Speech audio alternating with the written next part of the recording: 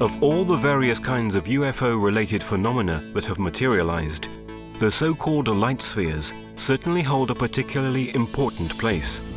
These objects have recently gained greater popularity, thanks in part to the studies conducted by Dr. Eltjo Haselhoff. According to his theory, the light spheres could be the cause behind crop circles, with which they have often been associated. But the spheres began to appear many years ago.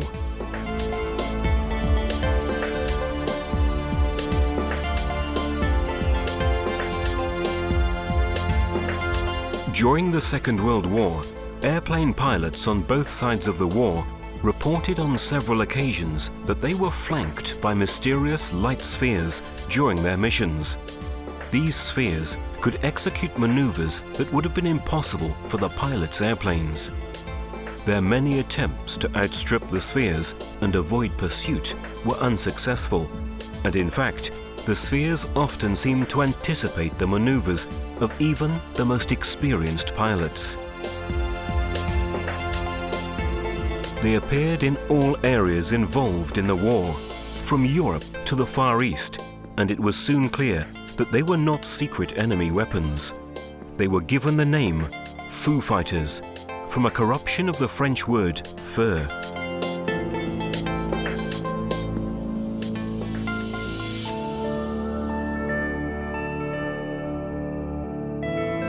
The objects appeared to be glowing, bright spheres in colors ranging between red, orange, yellow, white, and green. The instruments aboard the planes experienced malfunctioning when these mysterious craft appeared, and once radar technology became operative, the pilots realized that the craft were not detected by their radar devices. El fenómeno de las esferas se inicia en la Segunda Guerra Mundial. The phenomenon of flying spheres begins to manifest during the Second World War, during the air attacks among American, English, German, and of course Italian and Japanese air forces. Cada una de estas fuerzas aéreas tuvo reportes y supo de la presencia. They all reported the presence of these spheres. Each of them thought they were secret enemies' weapons. And so they were frightened as they moved with great freedom. They could come very close to or move away from airplanes, almost passing between them. The committees established by both the Allies and the Germans to investigate the phenomenon did not officially reach any serious result. Initially, the pilots and their superiors were bewildered and understandably afraid that the spheres were secret enemy weapons. They later became accustomed to this presence, considering it innocuous. According to the pilots' statements, the objects were filmed on several occasions, but the films have since been kept in secret military archives. Footage filmed by random witnesses began to appear in the 1950s. These films showed the objects both alone and in groups, and what we see in the images confirms the statements made by the military pilots. In this film, we see that the cameraman has located a sphere hovering in the sky and an airplane flying nearby. Amongst the first to suggest that these craft may be extraterrestrial was the Polish-American George Adamski, the first and most famous of the contactees, that is, human beings who come into repeated contact with beings presumed to have come from other worlds. Adamski declared that these flying objects were remote-controlled surveying probes that extraplanetary spaceships had launched into Earth's orbit for study purposes. Their shape could be spherical or disc-like, and their size could vary from just a few centimeters to several meters in diameter. He filmed a number of them in flight. Over the course of the years, further films added to the wealth of footage showing these mysterious craft, giving a sense of continuity to their mysterious presence and origins. This film was recorded in January 1976 over Wiltshire during an experimental Concorde flight. It was filmed by British Airways staff working on another plane. The maneuvers that the white sphere executes are perfect examples of what the military pilots had described during the Second World War. The object flies beside the Concorde, glides along its windows, and then, suddenly, darts upward at top speed. In recent years, these probes have come ever closer to cities, at times flying literally right above the rooftops, sometimes even closer to our streets. Amongst the most significant material in which these probes appear is this video, recorded in the Capão Redondo area of São Paulo, Brazil, on January the 2nd, 1998. This video is all the more interesting because the object was sighted very close to an inhabited area. The object, which measures approximately 20 centimeters, made no noise and was found about 200 meters from the young man who witnessed it, Alan Bruno de Oliveira. A remarkable number of witnesses saw the apparatus undergo transformations. This was made possible by its proximity to the witnesses, as well as the duration of the sighting. Over the course of half an hour, the probe completed several transformations above the houses of Capão Redondo.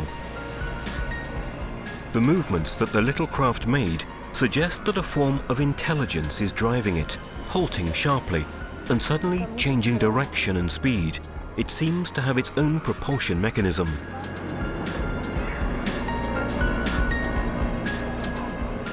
These particular flying objects were also sighted in Mexico.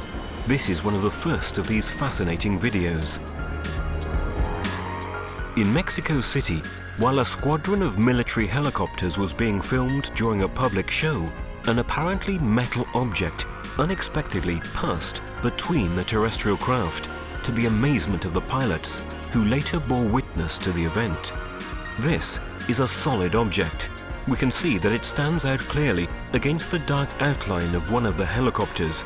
It makes a diagonal descending trajectory, and it is most certainly equipped with its own propulsion system, because it flies through the strong vortex of air created by the helicopter's rotary blades without experiencing any disturbance.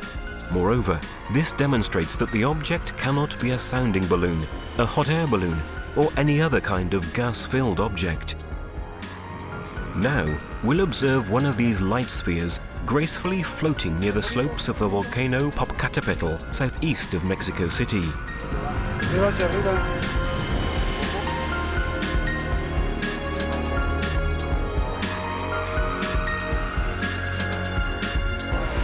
This document shows another one of these spheres flying at a very low altitude above the Mexican city of Guadalajara.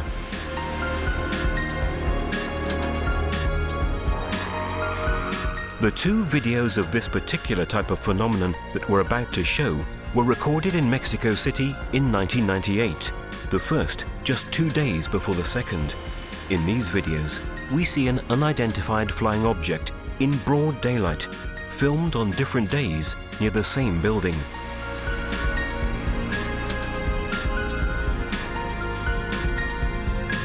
In the first video, the object hovers by the side of the building. When the witness zooms in, we can clearly see the remarkable brightness of the rosy color that the sphere emanates. In the second video, recorded 2 days later, we initially see a dark object cross the sky. After a brief stretch, it begins to descend, and we can perceive a change in its brightness. After a slow and indecisive glide, we see it move once again along the side of the same building, shown in the previous video. Then it rises again and slowly moves away.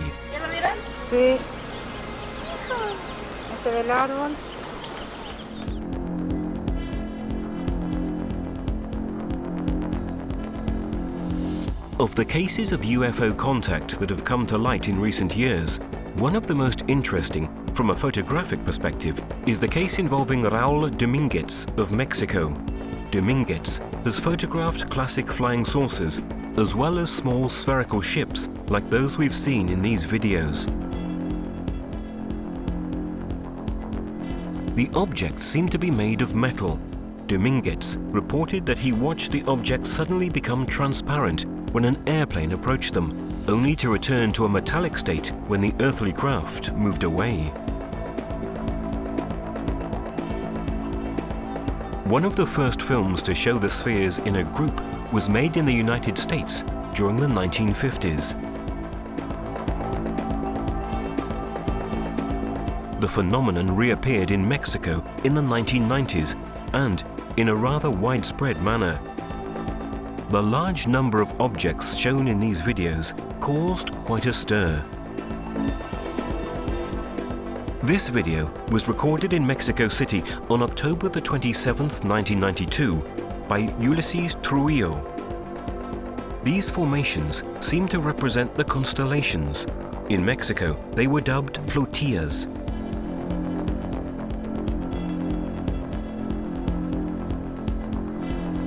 In this short video, one of the objects increases speed and, flying vertically, passes by a slower object. The presence of light spheres is not limited to the skies over our planet. They have also been sighted in space and filmed during both American and Russian missions. Extraordinary early testimony was provided by the American astronaut James McDivitt. While flying with the Gemini 4 in June 1965, he succeeded in filming a sphere that had approached his ship. I happened to glance out one time, and there against the black sky was a white object. Geometry of it was sort of like a beer can or a Coke can with a pencil sticking out one of the round edges at about a 45-degree angle. In this short film, recorded by the astronauts of the Apollo 12, we see a white sphere move quickly above the moon's surface. While the Apollo 17 was landing on the lunar surface, one of these white spheres was filmed as it moved to the side of the earthly space module.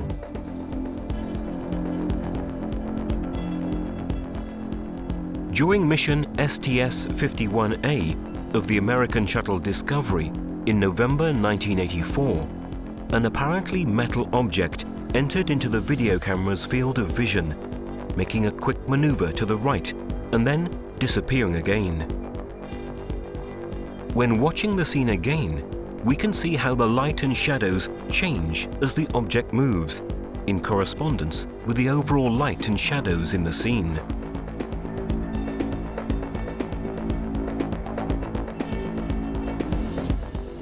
This was not the first occasion in which the video cameras installed on the shuttle detected these objects.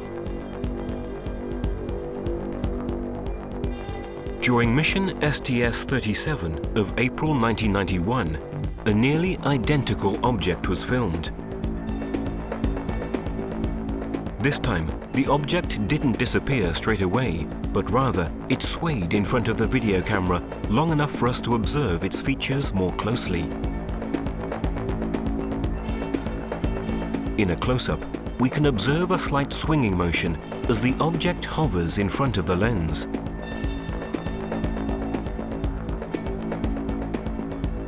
We can also evaluate how its shadow changes as it moves, indicating that the object is three-dimensional. The next video is even more extraordinary. It was recorded in August 1991 by a Japanese colleague who accompanied Russian astronauts Volkov and Krikalev on their mission. Initially, the images show the shuttle bringing supplies to the Mir space station. Then, the video camera catches a glowing object that stands out clearly against the dark space outside. The object seems to move, but this is actually due to the unsteady hand of the person recording the video. Later, the footage moves for a few seconds to the Earth's surface.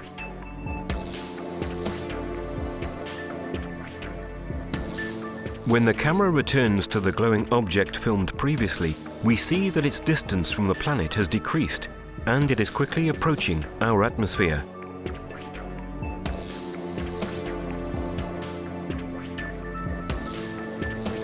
It then disappears, definitely into the faint light.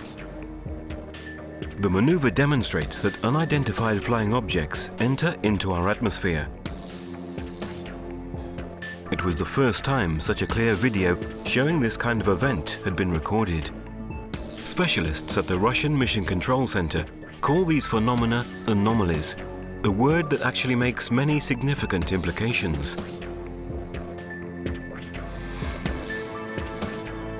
In this extraordinary footage, we find ourselves inside Moscow's Mission Control Center. We can see the Russian space station projected on the giant screen. The video camera filming it is on the American space shuttle Discovery, and it's filming the moment of separation from the Mir, which holds the astronauts Vladimir Solovyov and Nikolai Budarin. The large map shows the orbital route followed by the space station, which was near the coasts of South America at the time. At one point, the person filming in the control center turns the video camera toward the large screen to film a scene that seems truly unbelievable. We see a glowing, pulsing sphere coming from the lower right, fly sideways along the side of the orbit station, and immediately afterward, another sphere moves downward on the right-hand side of the screen. Then, on the right-hand side again, two further spheres appear, one above and one below, slowly moving across the field of vision. In the top left light panel, we can read the date and time, 18th of November 1995, at about 12:22. Finally, yet another spherical object appears from above, flying not far above the space station. The Russian Space Agency can give no real explanation regarding the nature of these spheres, which, as we've noted, they very concisely call anomalies.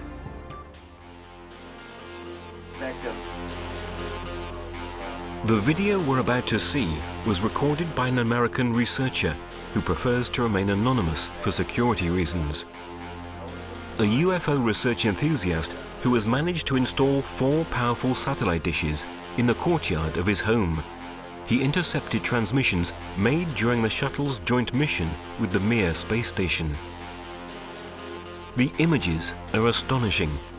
As the shuttle docks and separates from Mir, several pulsating objects can be seen twirling near the earthly shuttles. The maneuvers that many of these objects make suggest that they are vehicles equipped with an autonomous propulsion system, and that they cannot be man-made satellites, meteors, space debris, ice fragments, or anything of the kind. Their sudden acceleration or sharp halting movements seem to demonstrate that these vehicles may be built with technologies unknown to us. This incredible document is from mission STS-84 of the American space shuttle Atlantis. Here we see the entire filmed sequence. We can make out part of the shuttle's hull and Mir in the distance. As the video camera reduces the field of vision, we note a group of objects moving away from the Russian station. As the camera continues to zoom in, 2 further objects appear, making a diagonal trajectory from the lower right to upper left. The larger object comes rather close to Mir. Then, another sphere emerges on the right, following the same trajectory of the previous ones.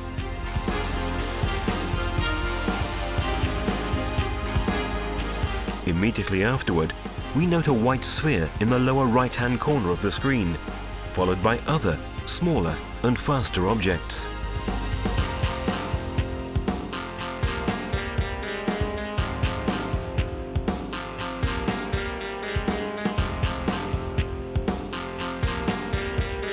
When this first group is about to move off-screen, the shuttle's video camera moves downward, filming another group of objects that have moved toward Mir in the meantime. As we can see, the largest of the 3 objects halts its course and, accelerating slightly, it changes direction, moving more vertically than before.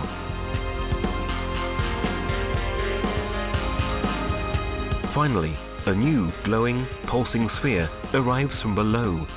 As soon as it enters the field of vision, it changes direction and speeds up. Immediately afterward, this craft is followed by a smaller object.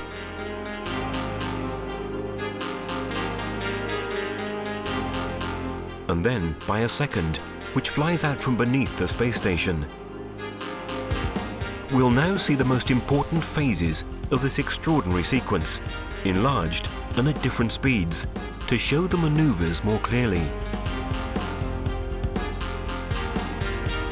Naturally, one would think that if these were flying detritus or meteors, their number, frequency and proximity to Mir would be a constant danger to the life of the astronauts on board and to the integrity of the space station itself, such that it would be advisable to return to Earth. If this didn't happen, it may mean that many of the objects we've just seen are of an entirely different nature. According to the most recent scientific research, there is a direct link between light spheres and crop circles. In addition to statements made by various witnesses, there are videos in which we see these little white spheres floating above the fields where these fascinating designs have appeared. Of all the documents showing these objects, the one that has caused the most sensation is the video in which we can see spheres flying over a wheat field. In just a few seconds, a design looking like a snowflake appears in the field. The video was recorded at 5 o'clock in the morning on August the 11th, 1996 by John Wabley, an English crop circle enthusiast near Oliver Castle in England.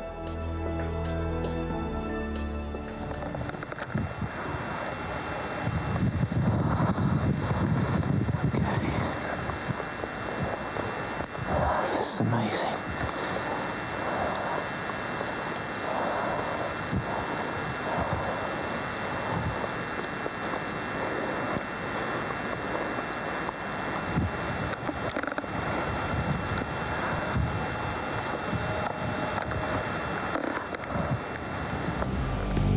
There has been much controversy regarding the authenticity of this video, but careful analysis conducted by the American investigator Jim DILETTOSO, an expert in computerized video analysis, found no trace of falsification.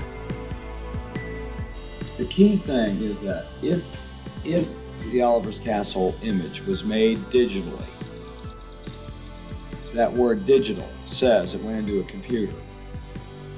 In the vertical interval signal of the copy that we have, there is no evidence that it was ever digital format. So point of the story is I find no evidence of the hoax in the Oliver's Castle crop circle formation, and I find enough unique and interesting things to think that it very well could be real and should be studied further. Other researchers have denied the authenticity of the video, but so far, no one has been able to provide valid evidence to support this argument. Furthermore, the design appearing in the video was real, and it had the features of true crop circles. However, according to the famous English crop circle scholar, engineer Colin Andrews, some doubts have been raised due to the strange behavior of the person responsible for the video. So I am, unfortunately, as a researcher, not qualified in that field, simply to accept that Jim believes it, and others, it to be technically real, authentic, and yet the groundwork into the individual concerned is highly questionable, rather than I am so sorry not to be able to totally embrace it. In any case, while waiting for a definitive verdict, the video gives us a visual idea of what happens in these cases, corresponding to the statements made by numerous reliable witnesses who have seen such a phenomenon take place. Strange story. People tell about balls of light, whatever they are, flying around in crop circles, flying over the fields, and sometimes even creating crop circles. Regardless of whether the video is authentic or a fake, one thing is certain: it illustrates what many people have observed throughout the world. The videos we've seen so far show an astonishing reality unknown to most. These documents have emerged thanks to the investigations conducted by researcher GIORGIO Bongiovanni.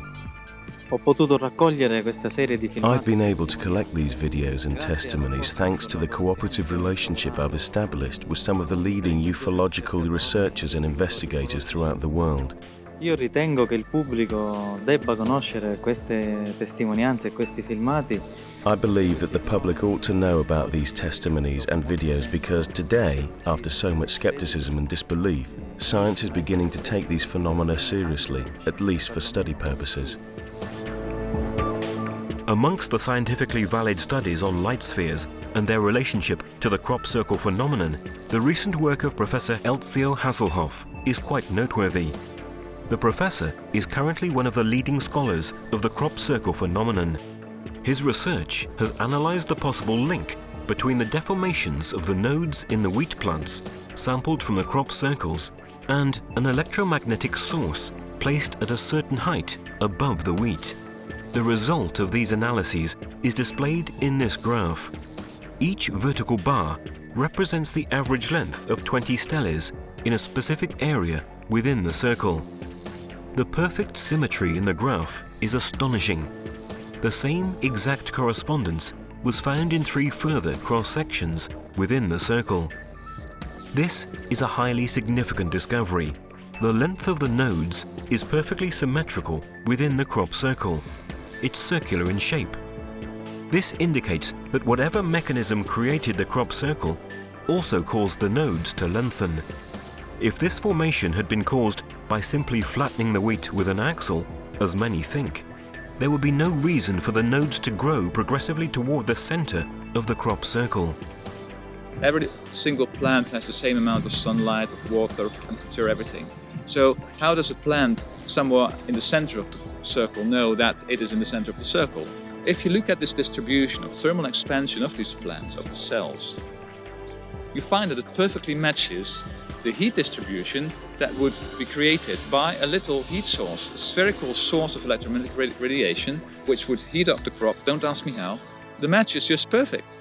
And actually you can extract the height of this source from the distribution of this thermal expansion. And in one case, the height corresponded to 4 meters and 10 centimeters, while the eyewitness said it was about 3 or 4 meters. The measurements taken for the average length of the nodes have been discovered to correspond perfectly to theoretical values if the source of the radiation had been at a height of 4.1 meters above the plants. This finding perfectly fits the statements made by witnesses and the images shown in the Oliver Castle video. You find quantitative evidence which corresponds perfectly to what these people say. So at that point in time, you can't just ignore what these people say. You should at least pay attention to them.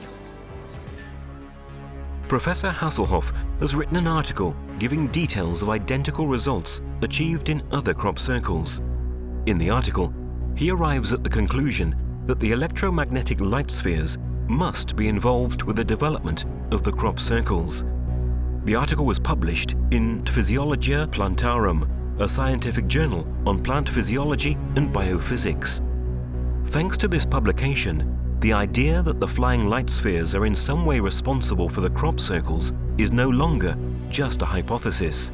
Thus, what we've seen so far has confirmed that unusual objects are flying in our skies and producing extraordinary phenomena such as crop circles. The complex nature of the data gathered suggests that the phenomenon originates from a form of intelligence.